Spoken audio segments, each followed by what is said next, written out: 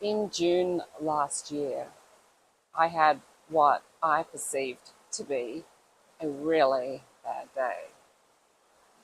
And I texted my friend and he told me what coffee shop to meet him at. And we sat at this coffee shop with our coffees outside facing the ocean. And he pulled out a box. And I didn't really want to talk, but I didn't know what this box was. And turned out it was a box of Lego. And I thought, okay.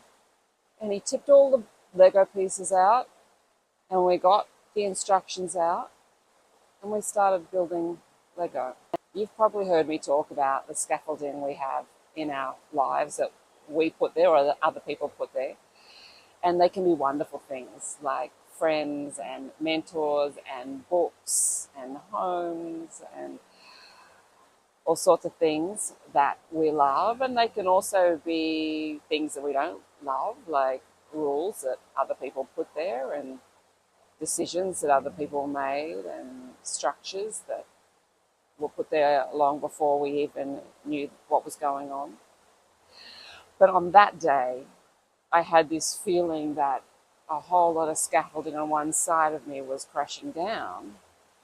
But on the other side, I had this beautiful friend who came along and was just there. And he was scaffolding for me that day. He made me feel like I could at least breathe.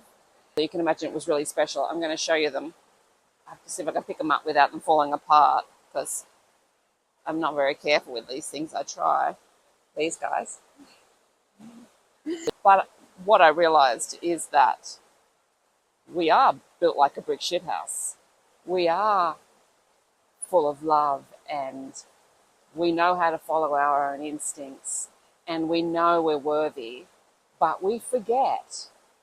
And sometimes we need a little bit of scaffolding around us to be propped up so that we can lean there for a little while we remember who we really are and that we are worthy. And that day, I did not feel worthy. And he was there to remind me, not with anything he said, but by sitting there building Lego with me.